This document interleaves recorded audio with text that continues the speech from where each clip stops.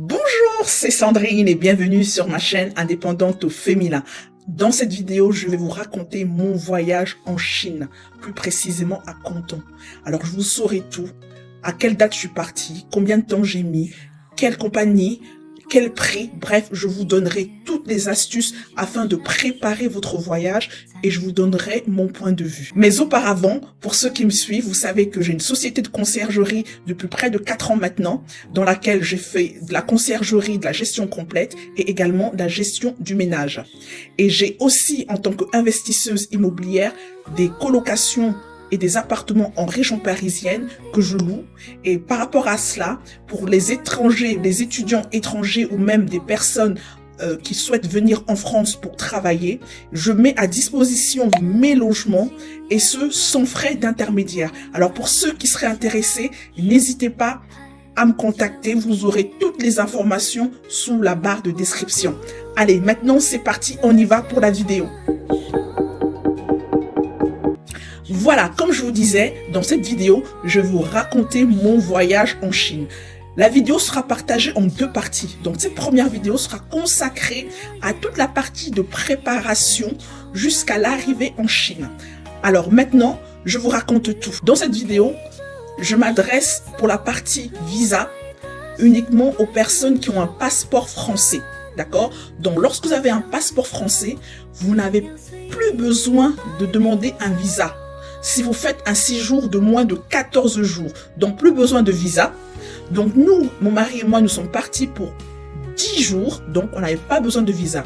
Mais au préalable, ce qu'il faut toujours vérifier lorsque vous faites un voyage à l'étranger, et plus particulièrement en Chine, c'est de vérifier la date de validité de votre passeport. Il faut absolument que la date, la validité soit au moins de plus de 6 mois après votre retour. Donc faites attention, ok? Ensuite, donc, le billet, je l'avais acheté un mois et demi avant notre départ. Notre départ s'est passé en décembre, juste avant les fêtes de Noël. Au niveau du tarif par personne, j'en avais pour 980 €. Alors, est-ce que c'est cher? C'était pas forcément la meilleure période au niveau des prix, mais c'était pas non plus la plus chère. Car il faut savoir que on peut, si on s'y prend suffisamment à l'avance, vous pouvez avoir des tarifs autour de 600 €.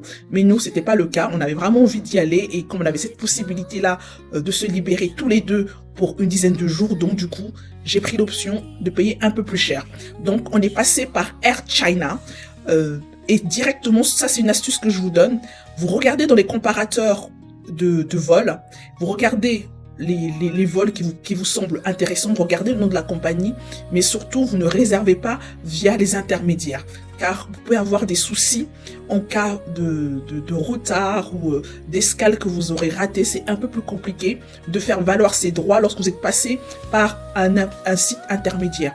Donc moi, je réserve toujours dans la compagnie qui fait le transport, donc toujours, que ça soit par Air France ou par n'importe quelle compagnie, je m'arrange toujours à réserver au niveau de cette compagnie-là. Et toujours à payer avec ma carte Visa. Pourquoi? Parce que dans la carte Visa, vous avez, si vous ne le savez pas, une assurance de voyage. Donc ça, c'est important. En cas d'annulation, de retard ou de perte de bagages, vous pouvez faire jouer votre assurance. Donc ne le négligez pas. Payez toujours avec votre carte bleue qui est la meilleure, la mieux assurée. Ok? Voilà, donc comme je le disais, on a voyagé juste avant les fêtes de Noël, début la mi-décembre, et on a pris Air China, on a réservé un mois et demi avant, on a payé 980 €, et nous sommes partis à partir de Charles de Gaulle. Mais avant de partir, il y avait quelques points qu'il faut vraiment absolument voir et préparer son voyage. Donc évidemment, j'ai regardé sur les sites internet, j'ai regardé sur des vidéos YouTube pour voir un petit peu, pour m'imprégner et savoir un petit peu les choses à préparer ou à faire. Donc moi, je vais vous donner des récapitulatifs de tout ce auquel il faut penser au niveau de la préparation.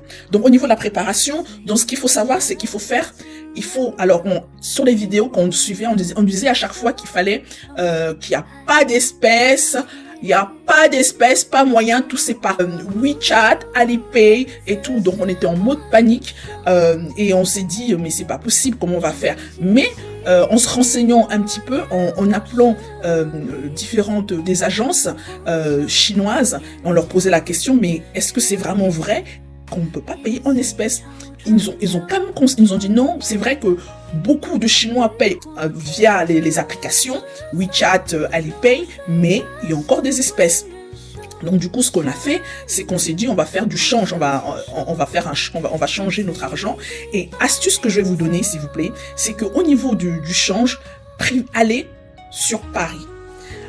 Sur Paris, pourquoi? Et surtout, allez dans les agences de change qui se trouvent près au boulevard Haussmann, les Galeries Lafayette.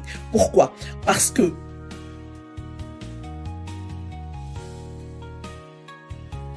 alors, au niveau du temps, alors au niveau de la saison, du climat, donc nous sommes allés à Canton, ou encore appelée Guangzhou. C'est une ville qui se trouve dans le sud de la Chine, à près de 4 heures de Pékin. Donc on avait une escale à faire. Donc nous avons pris le vol de Charles de Gaulle pour arriver à Pékin, et de Pékin, nous avons fait la correspondance pour Canton. Mais avant cela, au niveau des bagages à préparer. Donc la compagnie nous offrait un bagage à main de moins de 10 kilos, plus un bagage en soute de moins de 23 kilos. Donc voilà, c'est ce que nous avons eu droit.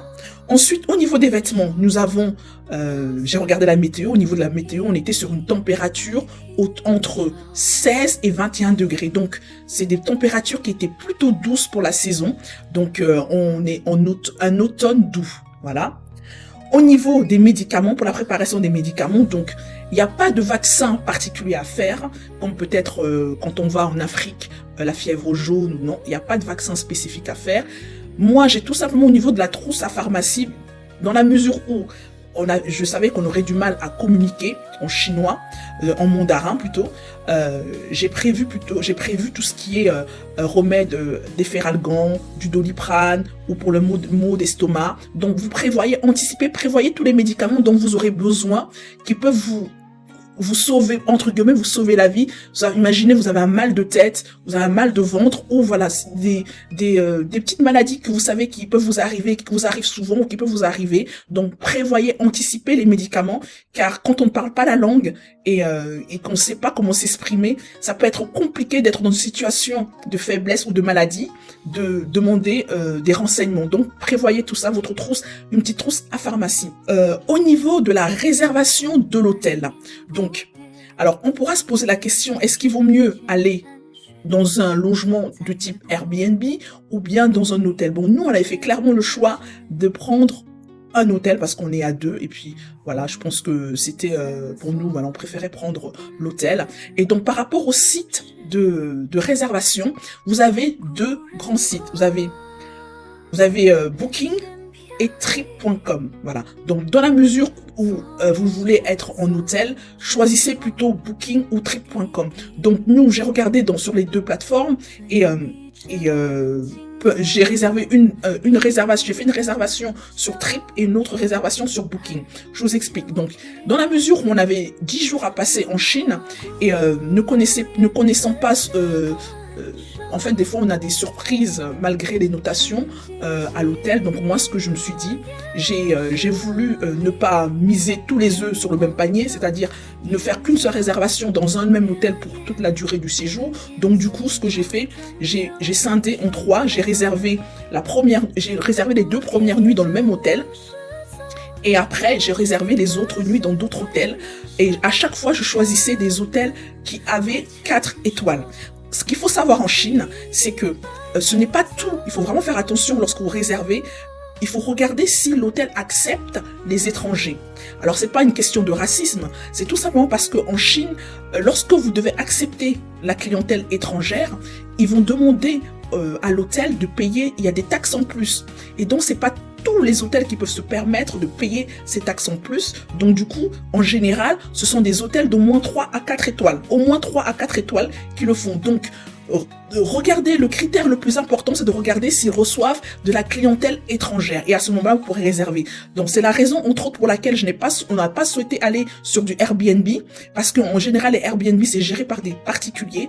Et donc souvent, les particuliers, vous pouvez très bien Airbnb va accepter votre réservation, mais lorsque vous allez vous présenter devant le logement, eh ben le propriétaire ou la personne qui va vous accueillir ne pourra pas vous recevoir parce qu'elle sera obligée de vous demander votre passeport, enfin votre pièce d'identité, et lorsqu'elle verra que vous êtes un étranger, elle comprendra qu'elle peut pas vous recevoir sous peine d'amende. Donc du coup, on n'a pas voulu prendre de risque, on est directement allé sur des hôtels internationaux.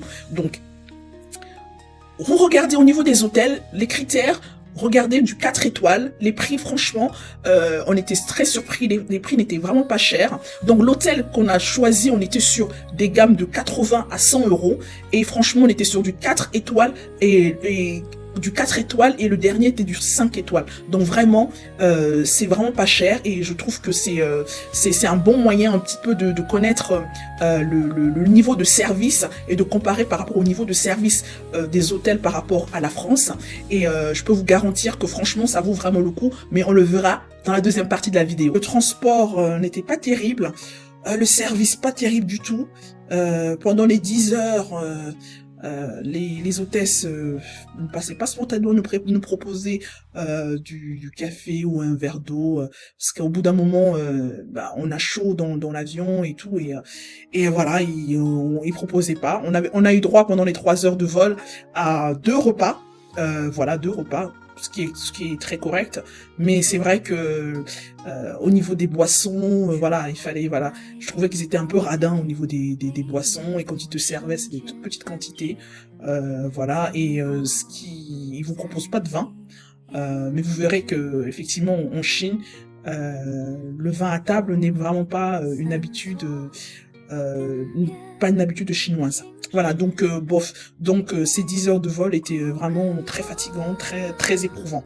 Voilà. Maintenant, après ces 10 heures de vol, on arrive à l'aéroport de Pékin pour faire l'escale, comme je vous disais, pour Canton. On avait encore 3h30 d'escale, donc c'est pour vous dire, c'était un long vol. Mais oh surprise, on était content parce que en plus des caractères chinois, on avait de l'anglais. Or, qu'est-ce qu'on nous a dit avant de partir? Que les Chinois ne parlent pas anglais. Alors que, en fait, peut-être qu'effectivement, comme en France, si vous allez en France, vous allez trouver beaucoup de Français qui parlent pas anglais, mais dans les aéroports, vous avez quand même le personnel qui essaye, ça dépend quel personnel, mais si vous adressez à une hôtesse, elle parle anglais. Si vous allez à un point d'accueil, elle essaye de parler anglais. Donc du coup, je vous rassure par rapport à ça, effectivement, c'est pas tout le monde qui parle anglais, mais vous arriverez à trouver du personnel qui parle anglais, d'accord? Donc, on arrive donc à Pékin et on fait l'escale jusqu'à l'aéroport de Beiyang. Et là, arriver à l'aéroport de Beiyang, c'est notre terminus. Et là, dans une autre vidéo, je vais vous raconter comment on a fait pour quitter de l'aéroport vers l'hôtel, les déboires qu'on a rencontrés, comment on s'en est sorti. Alors, si cette vidéo vous a intéressé, la seule façon de me motiver est de vous abonner et de partager la vidéo et de la liker. Alors donc, dans la partie 2, nous allons poursuivre nos aventures en Chine et je vous raconterai tout. Je vous dis à bientôt pour une nouvelle vidéo. Salut, ciao!